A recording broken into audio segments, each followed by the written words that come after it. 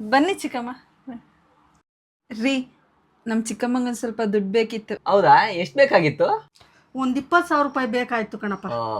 ಅಮ್ಮ, ನನಗೆ ಅವಶ್ಯಕತೆ ಬಿದ್ದಾಗ ಹೇಳ್ತೀನಿ, ಅವಾಗ ವಾಪಸ್ ಕೊಟ್ಬಿಡ್ಬೇಕು. ಪರಾರ್ ಸೊತ್ತು ಪಾಷಾಣ ಇದ್ದಂಗೆ ಬೇಗ ತೀರಿಸ್ಬಿಟ್ಟು ನಿನ್ನ ಸಾಲನ. ಸರಿ ತಗೊಳ್ಳಿ. ಸರಿ ಕಣಪ್ಪ, ನಾನು ಬರ್ತೀನಿ. ರೀ, ಹಬ್ಬಕ್ಕೆ ರೇಷನ್ನು ಬಟ್ಟೆ ಎಲ್ಲ ತರಬೇಕು, ದುಡ್ಡು ಕೊಡಿ ನನಗೆ. ಈ ತಿಂಗಳು ದುಡ್ಡಿಲ್ಲ ಕಣೆ. ನಿಮ್ಮ ಚಿಕ್ಕಮ್ಮಗೊಂದು ಒಂದ್ಸಲ ಫೋನ್ ಮಾಡು. ಅಯ್ಯೋ, ಕಾಲ್ ಮಾಡೋದಲ್ಲ ಯಾಕೆ, ಅಂಗಡಿ ಹತ್ರನೇ ತಾನೇ ಚಿಕ್ಕಮ್ಮನ ಮನೆ ಇರೋದು, ಅಲ್ಲೇ ಹೋಗಿ ಇಸ್ಕೊಂಡು ಹೋಗ್ಬಿಡೋಣ. ಸರಿ, ಹಂಗೆ ಮಾಡೋಣ. ಚಿಕ್ಕಮ್ಮ, ಇವಾಗ ಏನಕ್ಕೆ ಬಂದ್ರಿ ನೀವು? ಅದೇ ಚಿಕ್ಕಮ್ಮ, ಒಂಚೂರು ದುಡ್ಡು ಬೇಕಾಗಿತ್ತು. ಕೊಟ್ಟಿರೋ 20,000ಕ್ಕೆ ಮನೆ ಬಾಗಿಲು ಬಂದು ಕೇಳ್ತಿದ್ದೀರಾ? ಏನು ಅಂದ್ಕೊಂಡಿರಾ ನೀವು ನಮ್ಮನ್ನ?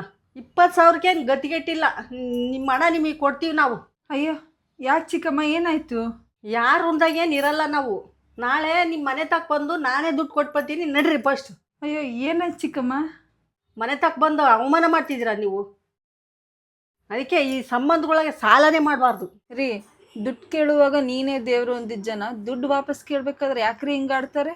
ಇಷ್ಟು ದಿನ ಅವ್ರು ನಮ್ಮ ದುಡ್ಡನ್ನ ಸೇಫ್ಟಿಯಾಗಿ ಇಟ್ಕೊಂಡಿದ್ರಲ್ವಾ, ಅದಕ್ಕೆ ನಾವು ಬಡ್ಡಿ ಗಿಡ್ಡಿ ಏನು ಕೊಟ್ಟಿಲ್ವಲ್ಲ, ಅದಕ್ಕೆ ಹಂಗೆ ಆಡ್ತಾರೆ. ಪರಾರ್ ಸೊತ್ತು ಪಾಷಾಣ ಇದ್ದಂಗೆ ಬೇಗ ತೀರಿಸ್ಬಿಟ್ಟು ನಿನ್ನ ಸಾಲನ. ಕಷ್ಟಕ್ಕೆ ಅಂತ ಮಾಡಿದ ಸಹಾಯ ನಾವು ವಾಪಸ್ ಕೇಳಿದರೆ ಯಾಕೆ ಹಿಂಗೆ ಆಡ್ತಾರೆ ನಮ್ಮ ಜನ?